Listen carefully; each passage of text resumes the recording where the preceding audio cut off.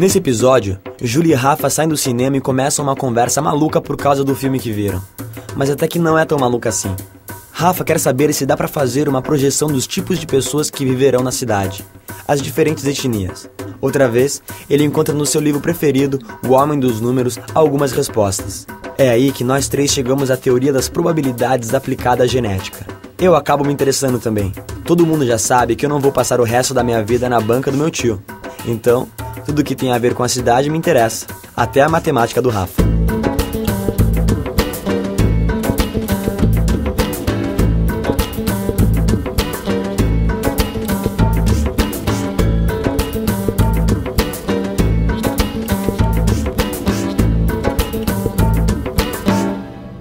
Filmão antigo, hein? E bom. Já imaginou se a gente vivesse num mundo onde as pessoas andassem se espremendo pela rua? Ah, mas já tem lugar assim, né? Reparou como tem gente diferente no filme? Nossa, é a parte que eu mais gostei. Pior ainda se a gente andasse espremendo e fosse todo mundo igual, que nem robozinho. Eu também gostei demais. Um monte de gente diferente. Vamos ver o que tem em cartaz amanhã? A gente podia vir amanhã, né? Você não vai jogar futebol amanhã, não vai? Eu até me imaginei como protagonista andando pelas ruas abarrotadas de gente assim. Imaginava se dava pra saber todos os tipos de pessoas que andavam pela rua, sabe? Fazer uma porcentagem desse tipo no futuro. Tipos? Como assim, Rafa? Quando eu falo tipo, eu quero dizer grupo, etnia, sabe? Ah, tá. Imaginei se com esses dados antigos sobre a divisão da população em etnias, dava pra fazer isso, sabe? A gente acabou de sair do cinema e você já tá pensando em matemática, Rafa. Bota a fixação, hein? Mas até que essa ideia é boa. Esse papo de cidade, pessoas diferentes, etnias diferentes, me interessam, sabia? Eu vou ligar pro teu irmão pra pegar aquela revista sobre os dados da população em 2010. Deve ter alguma coisa lá. Mas então amanhã a gente se vê, eu passo lá. Tá, vocês lembram de que quando a gente fala naquela história de probabilidade de alguma coisa acontecer, isso não significa que aquilo vai necessariamente acontecer, certo? Ah, que pena. Queria uma ciência que me dissesse com toda a certeza do mundo: Julinho, fica nessa cidade, aqui é o seu lugar. Quando a gente fala em probabilidade em termos de estimar numericamente as possibilidades, às vezes as coisas são prováveis, possíveis, mas não acontecem. O primeiro estudo sistemático de como calcular probabilidades apareceu no livro Liber de Ludo Alea, publicado em 1663 pelo médico e matemático italiano Girolamo Cardano. Devido à sua fama na época, Cardano foi convidado a fazer o horóscopo de Eduardo VI, o rei da Inglaterra. Prognosticou-lhe uma vida longa. O rei morreu no ano seguinte. Por outro lado, Cardano previu o dia exato da sua morte e acertou. Dizem que cometeu suicídio só para provar a veracidade da sua previsão. Pois eu já tenho uma ideia de como calcular os tipos de pessoas na nossa cidade. Ah, o gênio já se adiantou. Mas diz aí, como é que a gente vai fazer? Meu Deus, esse negócio pega, você tá falando igualzinho o Rafa. Ó, eu vou ficar longe de vocês dois. Pô, papo cabeça sobre probabilidade, dá um tempo. Eu já li um pouco sobre o assunto, a gente tem que definir umas coisas antes. Vocês vão ficar aqui o dia inteiro mesmo. Vamos dar uma volta, ver se a gente não se inspira nas pessoas na rua. Tá bom. Vamos respirar um pouco. Uma caminhada pela cidade pode deixar mais claras as coisas que estão nos livros. Probabilidade não é um assunto difícil, mas, como tudo, requer atenção e algum conhecimento de conceitos matemáticos. Nesse caso, é preciso saber o que é espaço amostral, o que é evento e o que é experimento aleatório. Estes três conceitos aparecem na seguinte fórmula.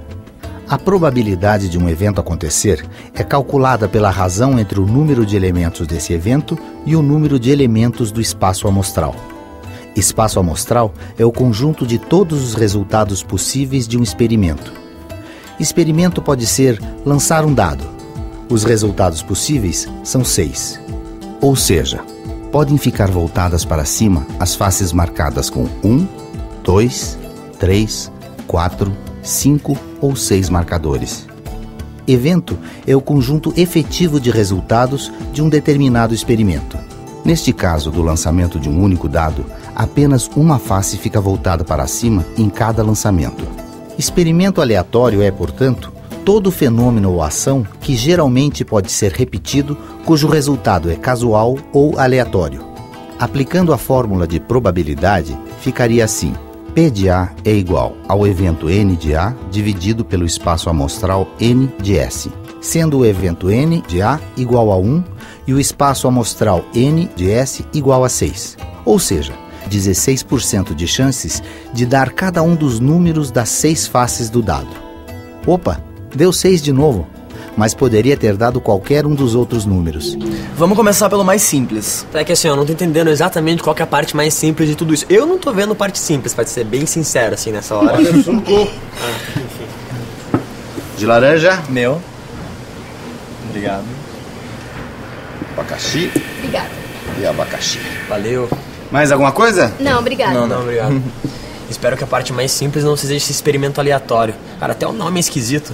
Então, vamos começar pelo espaço amostral, porque a gente já sabe que vai usar a população da cidade dividida por etnia. Ó, trouxe até uma revista que fala o número de etnias que tem na nossa cidade. Ai, agora meu irmãozinho resolveu falar sério? Ah, dá um tempo pro cara, Júlio. Ele tá querendo ser participativo.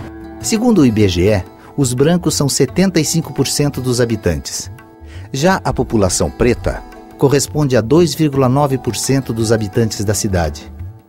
Os pardos correspondem a 18,2% dos habitantes da cidade. Por fim, temos os amarelos e indígenas, que são 1,4% da população. Mas essas informações são de 2000 e a gente quer de 2010. Será que a gente pode usar o número total de habitantes da cidade de 2010, usando a porcentagem de pessoas de cada etnia de 2000? Júlio, você tem que lembrar que de 2000 pra cá, pessoas de etnias diferentes se relacionaram. Isso modificou a população. Como assim, Rafa? Se uma pessoa branca se relacionou com a pessoa preta, por exemplo, eles tiveram filhos pardos. Isso significa que a porcentagem de pessoas brancas, pretas e pardas se modificou, entendeu? No Brasil as etnias se misturam bastante. Mas não só no Brasil, isso acontece no mundo inteiro. Então, pra gente descobrir como vai estar a população da cidade em 2010 dividido por etnias, a gente vai precisar pedir ajuda. Pro IBGE!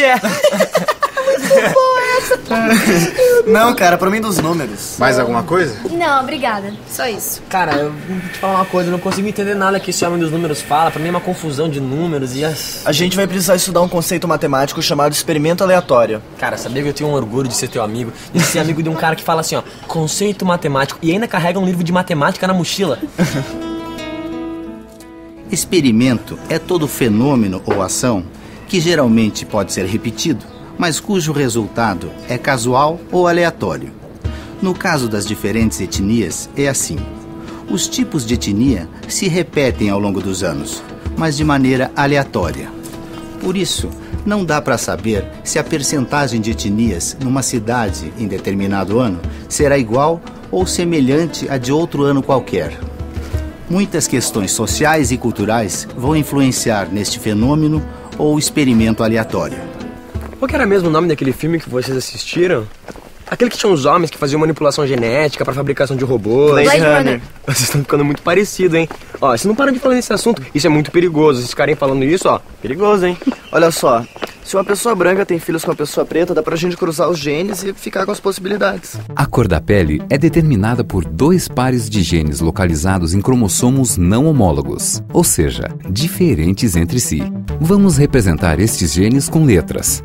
Os indivíduos azão, azão, bezão, bezão são pretos e os indivíduos azinho, azinho, bezinho, bezinho são brancos. A cor preta deve-se à presença de 4 genes, sendo que cada um contribui com uma parcela igual para a manifestação desse fenótipo. O fenótipo branco deve-se à ausência desses genes. Existe, entretanto, entre os indivíduos pretos e brancos, uma variação contínua de fenótipos. Tá, mas não tem um jeito mais fácil da gente fazer isso? Eu lembro que tinha um azão e azinho nas aulas de biologia. Dá pra fazer um heredograma. Calma, Julinho, é só uma árvore genealógica. Tá.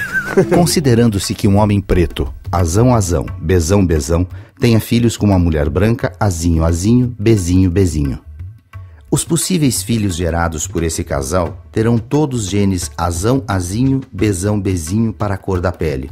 Ou seja, serão 100% mulatos médios, ou, como dizem os nossos personagens, serão pardos. Atenção! O uso de diferentes denominações como mulato, pardo e moreno depende da cultura local. Aplicando a fórmula de probabilidade, ficaria assim, em que P de A é o número de probabilidades de etnias a partir do cruzamento de uma pessoa preta com uma pessoa branca. N de A é o número de elementos do evento A, ou seja, uma possibilidade de resultado do cruzamento entre uma pessoa branca e uma preta, que é uma pessoa mulata média. N de S, número de elementos do espaço amostral S, combinações genéticas que resultam uma possibilidade, ou seja, pessoa mulata média. A fórmula fica assim: Probabilidade de A é igual a 1 sobre 1 igual a 1, ou 100%. O heredograma, ou árvore genealógica, é a representação gráfica das características genéticas de uma família. Na espécie humana, as características genéticas dependem de levantamento do histórico das famílias onde elas aparecem. Assim, o cientista pode saber se uma característica é ou não hereditária e como ela pode ser herdada. No caso que acabamos de ver, o espaço amostral é o resultado dos cruzamentos genéticos entre uma mulher branca e um homem preto.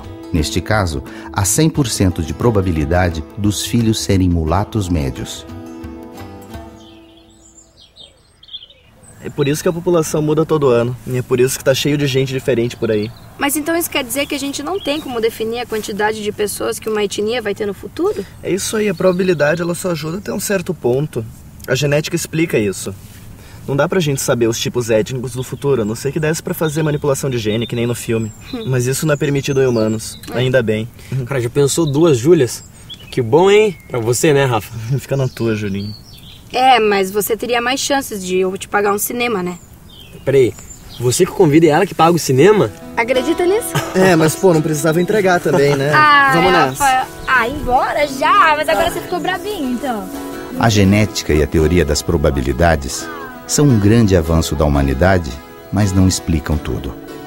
O estudo desse tema nos ajuda a entender o mundo em que vivemos. A partir dele, percebemos as diferenças entre as pessoas não como um problema, mas como uma decorrência das nossas características naturais. Em um mundo com tantas diferenças e possibilidades, é fundamental saber olhar o outro e pensar a diversidade como um grande privilégio.